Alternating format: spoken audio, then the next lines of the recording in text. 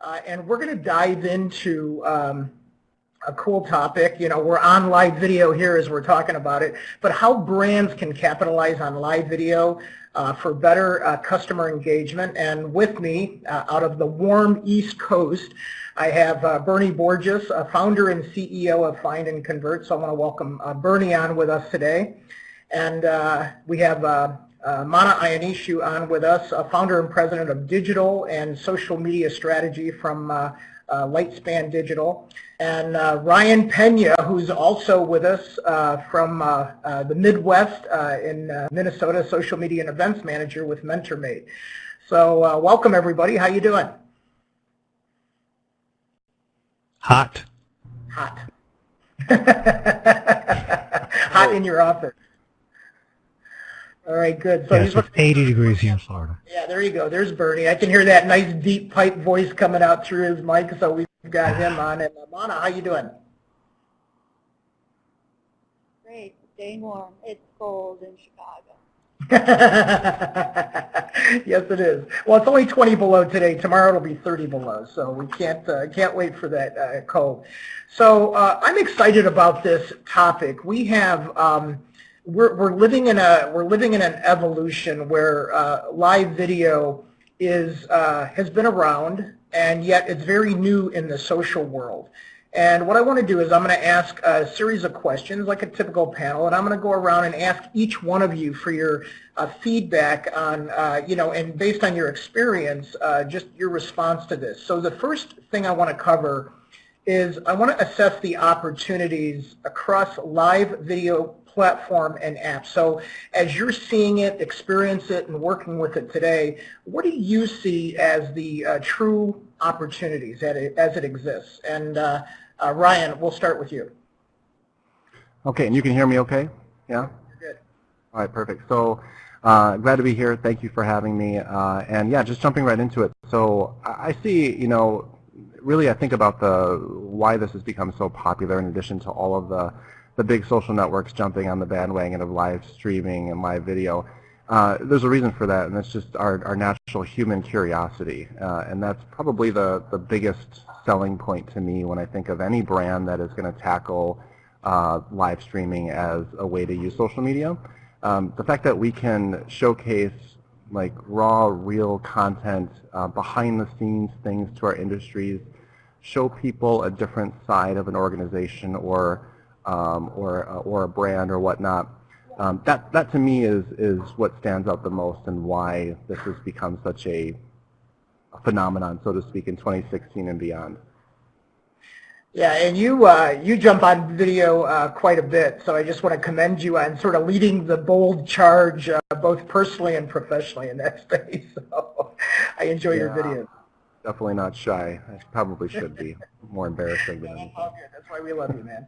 All right, Mana. So how about you? With so from your perspective, working with your clients, you have so many great digital clients that you work with. You're a thought leader in the space. What are you seeing as the real opportunities? Well, in the past 6 months, one of the fastest growing apps on the App Store in the top 3 was actually Lively. And the biggest adopters of Lively, and Lively has taken over Periscope at this point. And the biggest adopters of Lively are the Musical.ly users, and that puts them in the teenage to early 20s age group. And just like the rise of Snapchat brought about a more intimate way of interacting and producing content, this is what these new apps are all about. So that's what I'm seeing as a great opportunity with apps, is to create a deeper sense of intimacy between our audiences and the brands and the representatives of the brands or influencers and so on. It can give anybody the sense they can have a dialogue, that they can actually reach in and have an exchange with a brand that otherwise would have been intangible. Awesome. And that's interesting that you went directly to the apps. I find myself more social based in this, so I gravitate toward the social side. And as we're doing this, based on users and where users exist and our clients exist, I think we're going to continue to see this heavy culmination of live video streaming changing every single day between apps, social, and everywhere else. But good call on the app piece. And then Bernie, I love your poolside chats. So I want to hear from you on where you see the opportunity, around live video platforms and apps from your world. Sure. So I would characterize it as really the opportunity for brands to go live, to create real-time content. There's a reason it's called live video, because it is live, right? And it gives brands the opportunity to showcase aspects of their business, aspects of their personality as a brand, and also their people. It gives them a chance to showcase people and humanize the brand by allowing select employees to actually, be live and capture unique moments, whether it's customer experiences or product demonstrations or information or events are really popular in live. So it's just this whole opportunity. And if you think about in years past, if you wanted to produce any kind of video in a broad way, you had to do television, or you had to do very expensive video production and then put it on your website. And now we can just hold up, a mobile device, literally a smartphone, and with the right setting and the right plan, you can produce video that is live in the moment, on the spot, and really humanize the brand. And it's just an amazing opportunity that a lot of brands are capitalizing on. Yeah, it's interesting. So I'm going to keep you on for this next one, and then we'll cycle around. So since you said that, you made a couple of key distinctions. You said select employees, and then you said, as long as you have the right bandwidth and the right plan, you can experiment. So the next question I have is, this is new to a lot of brands. It's social media in itself is super new to a lot of brands, them trusting employee advocacy and all the things that we know that are transforming cultures, whether you're a small or large company. This is a brand new day. And now all of a sudden we've incorporated that from our hand we can, from the brand headquarters we could potentially stream. So what do you think is the best place or the best way for people to experiment with live video? From your perspective, like what would be a good way for them to try it out or experiment if they're Sure. So a couple of shout outs here for some ideas that I'm going to share with you that I was inspired by both Heather Hyman, who was recently on my podcast, and also Carrie O'Shea Gorgon, who spoke recently at a local event here in Tampa Bay. And both of them shared some insights that I'll share with you that, I've been thinking about them as well. And that is that, first of all, anytime you can do something at an event that is your event, then that's a great opportunity because it's your event. So you get a chance to talk about it in advance. You get a chance to, by talk about it, I mean do some live video to promote the event, do some live video during the event, and then do some live video even post-event, maybe interviewing some people that attended the event and that sort of thing. The other thing is, there's a legal aspect to it. When it's your event, then it's legal. But you've got to be careful if you're at someone else's event or at someone else's venue or someone else's place of business or there's some brand in the background or whatever. You've got to be careful that you're not violating someone else's copyrights. And then, Dean, to the point about select employees, yeah, you've got to do some planning here and make sure that the employees that you put the smartphone in their hand, that you actually may do some rehearsing ahead of time that's not live, or you can do a private live video so that those employees, whether they're auditioning or simply just kind of, working the bugs out, that just like if you're to get on stage, before you go on stage, you do a little rehearsing, you do a little preparation. Well, the same kind of planning should go into live video as well. Interesting you say that. So maybe you're going to see, or we're going to see, the need for more coaching and training specifically for employees, not just how to behave on social media, but now in front of the camera. Interesting. So Mana, back to you in terms of places, ideas or thoughts. You're not, you brought up the app world. So in terms of experimenting, and you're digital and creative, so I'm anxious to hear what you have to say on this. So let me know what your thoughts are on experimenting or jumping into it. Well, marketing is all about experimenting. It's all about testing and learning. So pretty much any opportunity is a great one to test and see what works and what doesn't.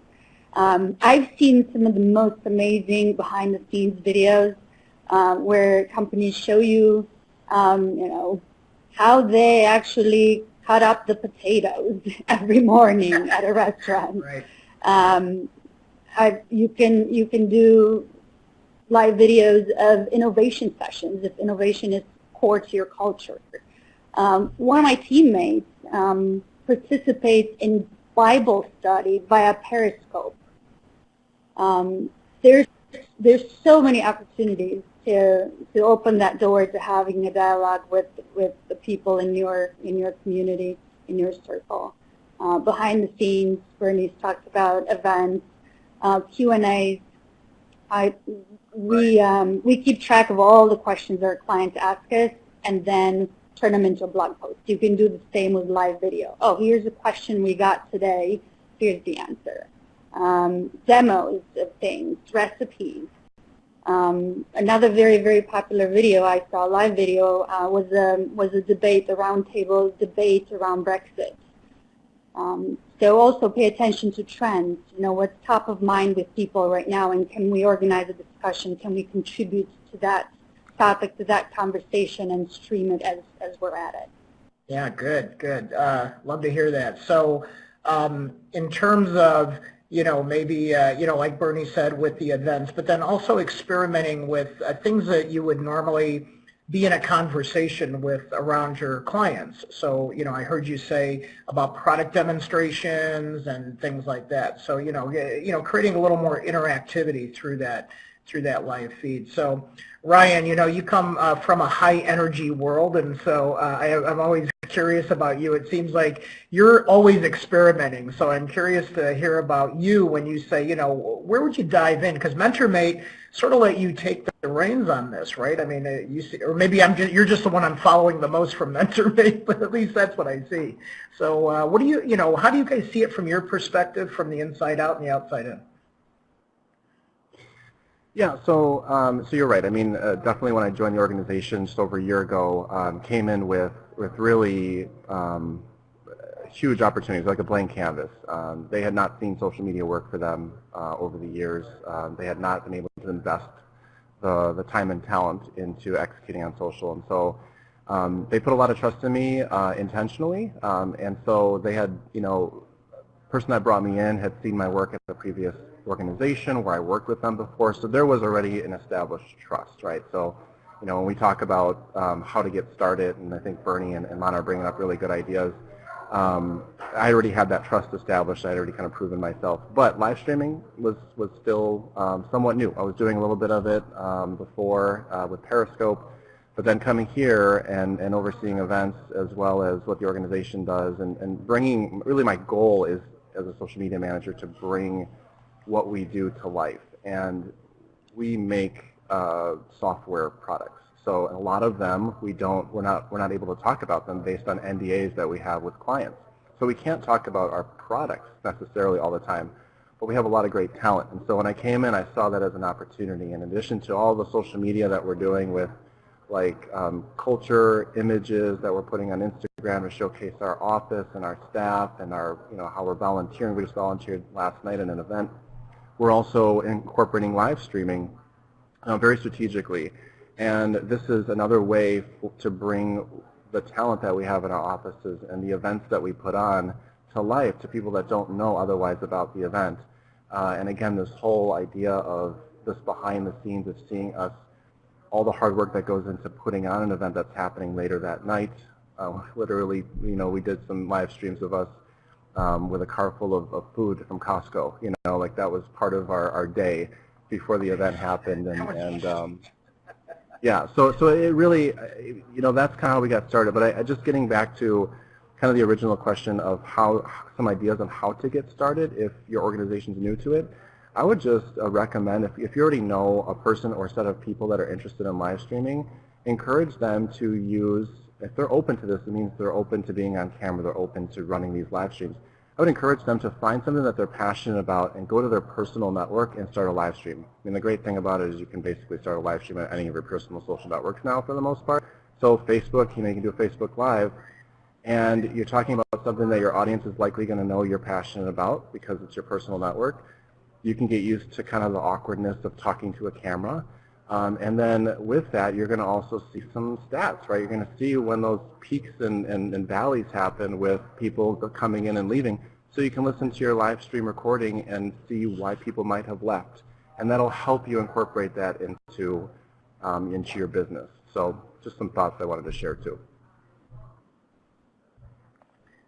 Yeah, that's huge. Yeah, that's a good call. So, so you're saying have them experiment personally and practice in their own network personally before you trust them in the brand space. So that's actually a great idea. because you're so gonna see, Ryan, I'm gonna keep. Yeah, you're gonna see them. Oh, go ahead. Nope, go for it. Oh no, I was just gonna say you'll find. I mean, we're always our worst critics, right? So I tear apart every time I live stream something. So. But I think you're going to see things like, okay, the phone's too shaky or the audio's not good, and you can have those failures on your personal network where you're not going to be judged as much before you go to the brand side. So I just wanted to add that. Yeah, no, that's super cool. I'm gonna keep you on and transition into this next piece, which I think is always on people's minds. Is like what are the pitfalls? And I think Bernie tapped on this a little bit, but what's the pitfalls or the things to watch out for with live? So there's always the fear factor in these things, like there is with social and everything else. But what do you see as some of the pitfalls?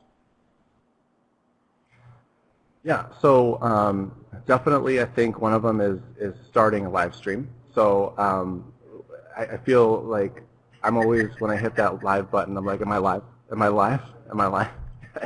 And of course, people are watching me say, am I live? Am I live? Am I live? So I think that's one of them, to really kind of go into it with confidence. And again, this is all based on practice. So when you hit that live stream button, it says you are live, just know that you're live. And just being confident with it, like, welcome everyone. Even though nobody is likely in that live stream, you got to say, you got to introduce it because they're going to see the recording. Pretty much it's going to be available right afterward. And so I think it's important to be like, all right, welcome everyone. Thank you for joining. As we're waiting for people to come in, here's a quick opening on what we're going to talk about here today, why we are live. Just kicking it off right away, because then in the recording piece, you got to think about your retention, right? And we all know that we've got, shorter attention spans than goldfish these days. So I think if that's the case, then we need to go in there and make sure that we grab their attention with what we're doing, why we're doing it, and why people should watch, and what's unique about this live stream. So, that's one of the main points. And then the other one kind of goes into what I said just a few minutes ago. Critique your live streams. Always find ways, just like you do with anything you do on social media, and your job is you're always finding ways to improve.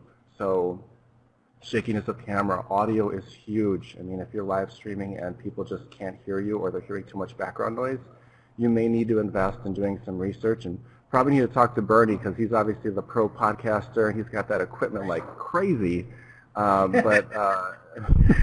But he sounds like a movie star, a radio star on that thing. So find people out there that know a little bit about this stuff and ask so they can help you with potentially add-ons for your mobile device. Yeah, good call. So Bernie, since you do invest in so much of this stuff, what do you see as other potential pitfalls? You work with a lot of big brands, big companies out there. What are you seeing? Because it is such a new exploratory space. What about from your perspective?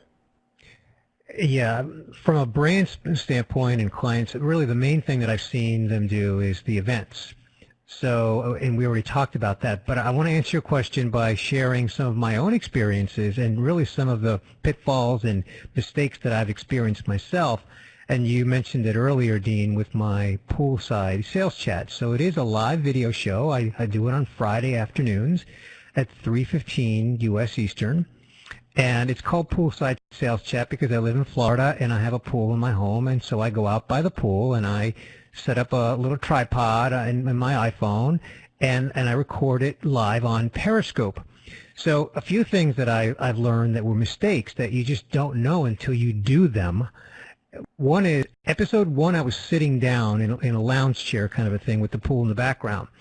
And then after I looked at it afterwards, I said, that is the dumbest thing in the world. Sitting down makes no sense. And that's the last time I sat down. Episode 2 through 27, which as of this moment, I've recorded 27 episodes, I've been standing up. The other pitfall is you've got to find the right lighting. 3:15 in the afternoon, the lighting isn't always predictable. And guess what? The sun changes throughout the year. So the location of the sun is a little bit different. So I've actually recorded a few of them where when I go back and look at them, my face is split in two with sunshine on one side and shadows on the other. And, that's crazy as well. It is live. It is in my home. Well, not in my home, but by the pool. I have a dog and a cat, and they're literally walking around. And so sometimes I'll look at the recording, and I see the dog and the cat in the background, and they're doing something kind of cute or funny or interesting. And I'm thinking, nobody's watching me or paying attention because they're looking at the dog right now. So there's just all these things that you just can't predict. And I'll give you an example. I am recording this live right now on Facebook, right? But you know what I didn't think about, and I'm even embarrassed to share this, but it's reality because we're here to share these kind of stories, right? I totally forgot when I clicked live on Facebook Live that all the audio is coming in here. Nobody watching this can hear anything except my voice right now, and of course I've been silent a lot of the time listening to you guys, which means nobody's watching this. Oh. So every time you do it, you learn something. And see how new it is? Even those of us that are in it are learning moment by moment. That's awesome. Well, thanks, Bernie, as always. And I was going to ask you about that because I was thinking through, and I go, that's cool. He's doing Facebook Live, and I'm like, wait a minute, how's he wiring that? I said, well, I don't know. He's going to figure it out. That's all right. Now we know. Thank you. Now we know. Yeah. So I'm actually going to kill that. Yeah, how about you? Pitfalls. And then Ben was asking if you could just adjust your mic a tiny bit closer for us. That would be awesome. But so pitfalls that you are experiencing out there, things to watch out for. Well, first, Bernie, it's okay. Apparently 90% of people watch video without the sound turned on, which is why subtitles are so important on Facebook. Yep. So we work with endurance sports organizations, so we do a lot of live coverage at things such as Chicago Marathon, New York, and so on. And so we've learned a lot of things. We also do interviews with elites, live interviews at press junkets, and we've been the first ones to do so for the Chicago Marathon in particular. So we've made a lot of mistakes. But we've learned that it's about three things: the story, the people, and the technical aspect of it. You have to have a story in mind before you go into an interview. So we go in prepared, knowing very well who we're going to talk to. We have their background stories. We know where to find them on social media so that we can immediately tag them on Periscope or wherever we may be broadcasting. We dig for stories that are different and interesting. A lot of times we look for love stories, the stories that make people go, oh. At the Chicago Marathon, we had a couple that had earned their sixth medal together. They had run 6 marathons together. This was the 6th, and they got a special 6-star medal. We captured those moments. Those were actually the most popular moments that we captured this year at the marathon. People, very important. We've learned that we can interview elites who win, some of the Kenyan runners, for example, who will win 4 or 5 races a year, and Americans couldn't care at all. Or we can pick an American athlete that has an ethos already built up, and the American audience cares about them, and then we're going to get a lot of views. So over time, we've gotten a little bit smarter about who we pick to interview. And then the technical aspect, here's a few things. Battery backups, I have 6 of them. We run 3 mobile phones at the same time. Wow. We shoot at different angles. Always use tripods and adapters. And then watch out for who's around you. At the Chicago Marathon, we had a guy from a TV station in South America, and he was loud, and he overpowered our sound. So we had coverage in Spanish. It was great.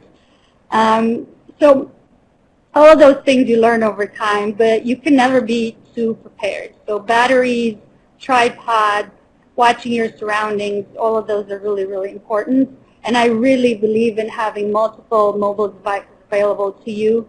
And sometimes having them on separate networks works really well. If AT&T doesn't work, T-Mobile will, and that way you still can get your footage. Oh, that's a good call too. So this is all good stuff. So what I'm going to do is, because I could like literally talk about this with you guys for like another whole hour.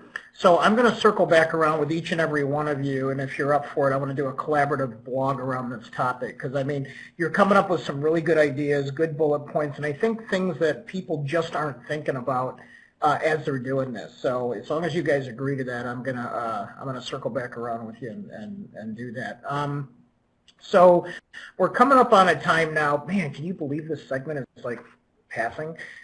So we're coming up on a time where we're taking in some questions from the listeners. So you guys need to rapid fire on this. So if you want to ask some questions, jump into the Q&A. It's popping up on your screen right now.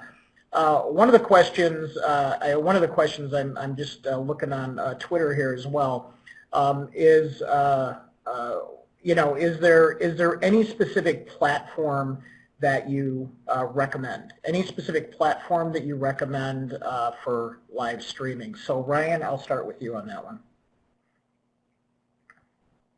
Okay, so great question, and I know we all probably have something to add to this. So there's a lot to choose from, including now Instagram. They just went live this week with whatever they call it, Instagram Live. But anyway, can't keep it straight anymore. So so here's what I would say. It's actually answering the question with another question. So I would encourage for you to figure out which one the best one is for you and for what you're trying to accomplish.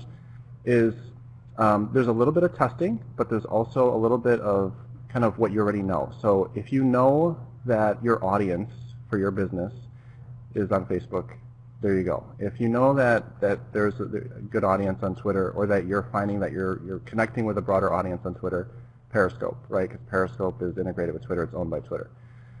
So, and then the same thing with Instagram. So that's probably one of the things that I would start with is looking at where your audience already is. Now, in today's world, what does that mean? Because our audience could be in multiple places. So that's where the experimenting comes in. So I would say, if Facebook and Twitter are kind of the top two for you, try Periscope and Facebook Live. A lot of people, like Tamana's point, have the backup batteries, have multiple phones, and they're literally putting on the same live stream on two different channels at the exact same time, phones side by side, and they're just broadcasting to both. You can do that. You can also think of the type of live stream that you're doing. For us, with events, we do a lot of events locally in our area. We find that we get better traction on Twitter because we're trying to reach a broader audience, people that don't know about us. Versus if we did it on Facebook, it's more for an established audience. So I'll stop there because I'm probably talking about things that other people want to discuss on their own, but that's where I would start. No, that's cool, and I want to encourage everybody, because as this segment will come to a close at 3:45 Eastern, is that to use the hashtag SMS Summit, and all of us will be monitoring that hashtag. We always do, so it's just our hangout. So, with that being said, so Bernie, is there a specific time limit that you recommend, or in terms for streaming? What's your thought on that? You do a lot of streaming. Yeah, I mean, really the answer is it depends on your topic, it depends on your audience, it depends on what you're trying to accomplish. If you can capture an audience for 2 hours because you've got content they want, do it. On average, I can tell you that my poolside sales chats run between 5 and 8 minutes long, and that seems to work. I remember the first handful of them were like 10 to 15 minutes long, and it was too long. I could just tell by the drop-off rates. So, but it really always depends on your audience and your topic. Like I said, if you can keep them for 2 hours, do it. Right. No, good call. Good call. And we have one from Jamie here. How do you build, expand on audience when the company is not very active online? And I know this is probably a half-hour answer, but maybe if you could just bottom line a couple quick things to think about and next steps for them. Well, if you're not online, jumping straight into live video may not work so well. But there is always running ads. You can always boost up whatever you're doing and grow your audience that way. And then teaming up with influencers. So if you really start from scratch, pick a good influencer with a large network and have them advertise, promote your upcoming live event, and they'll pull that audience to you. Yeah, very cool, very cool. And as you know, as we think about that, you know, we think about different areas of this. It's sort of interesting how, you know, one of the things that we say is, you know, a lot of people will say, well, is it Facebook? Is it Twitter? Is it Instagram? Where should I go? And Bernie, I went back on Periscope because of your poolside chats. Just so you know, I was off of Periscope because, like, how many platforms can we manage? And because of you, I went back on Periscope, and so I do enjoy your poolside chats. So it's interesting. So if you were gonna, I'm gonna go around the horn real quick on this. But if you were gonna pick, if you could only have one, like, you know, all of a sudden all the phones said you could only have one streaming app, which one would it be? Bernie, go first, and tell me why. I would have to pick Periscope because I'm most familiar with it, but my caveat is that I have more of an audience on Periscope than I do on Facebook Live, and Facebook Live is bigger, so if I had a bigger audience, I probably would change my answer to Facebook Live. There you go. Go where the people are, right? Exactly. All right, Ryan, how about you? I'm going to second Periscope. I love all of them, I'll just tell you that. But if I had to choose, I would go with Periscope, and the reason why is because the fact that, you know, it's integrated with Twitter. The reason why I love Twitter for reaching a broader audience is just for that you can reach a broader audience. Literally anyone that's searching for that topic at that moment in time doesn't have to be connected with you. They can find the content, they can consume that live stream, and then you hopefully are building a broader audience of followers from that. Ah, interesting. I would have to consult with my cats because they're the stars of my show. But I would say for myself, Instagram Live, and for business, Facebook Live. Oh, there you go. Okay, cool. And so far, mine is Facebook Live, but and then Shirley just chimed in Periscope over Facebook, and it looks like it looks like everybody's everywhere. So as you're making the choice, and I'm sure everybody will concur with me, you know, it's wherever your audience is, right? So in the couple minutes that we have left here, what do you think the future is? Give me 45 seconds each on what's next. So Bernie, go for it. I'm really anxious to see what happens with Instagram Live. You know, the word is that it went live this week, or became available this week. Well, guess what? It hasn't made it to me yet. I literally checked, you know, 15 minutes before we went live, and it's not available to me just yet. I'm just anxious to see how it grows in popularity. You know, if you were to ask me 6 months from now what's my favorite platform, I'm kind of hoping that I say Instagram Live because I already like Instagram for a lot of other reasons. I'm hoping I'm going to love Instagram Live as well. Yeah, cool. All right, Mana? The next thing actually is 360 video and VR. Facebook Live has been playing with this for quite a bit already, and there's been I believe over 1 million hours of VR time on Facebook Live that they're testing and playing with. And also yesterday I watched the first 360 video from National Geographic, and it was nuts, and I had to pull over just to watch this thing, and you move your camera and it follows, it shows you different angles of the videos. It's brilliant, so I'm really excited about this stuff. Wow, yeah, virtual reality. We could do another whole hour with video and virtual reality. That's awesome. And then throw in gamification, and now we're in Ryan's world a little bit. So, Ryan, what about you? What's the future? Yeah, to Mana's point, I'm not even here right now. This is augmented. No, so actually, so I might have to switch this up a bit because Mana brought up my answer. So which is great. It's totally true. We actually did an event on VR AR a couple weeks ago here. We see it as well. But what I think I can contribute to build on this is when we think about the future as creators in social media, here's what I would predict for us in the future to be prepared for where this is going. We are now becoming, whether we want to or not, super creative people. We have to find new ways to be creative. And so what I'm talking about is we have to own the fact that we're going to have to learn pretty quick, even more than we already have to, in terms of, when you think about a VR space or an AR space and live streaming and all this media that, even just video in general, we can't just do video to do video. We can't just do live streams or VR to do it. Like you said, the National Geographic, Mana, that went on yesterday, it was a game changer. I mean, the way that they had the panelists, it was amazing. And you were like, I don't know where they were on Mars. I don't know where it was, but it was just amazing. And that is an example of being super creative,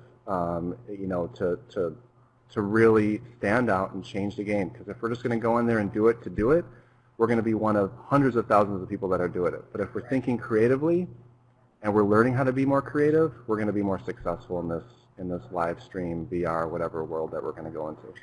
Right on. Look at that. And with that being said, I just want to let everybody that's on, I know we have a ton of other questions coming in, join us on Twitter on this topic. And now we're going to transition to the next panel. So I want to thank our panelists today, Bernie, Ryan, and Mana, that you guys, phenomenal knowledge, phenomenal insights.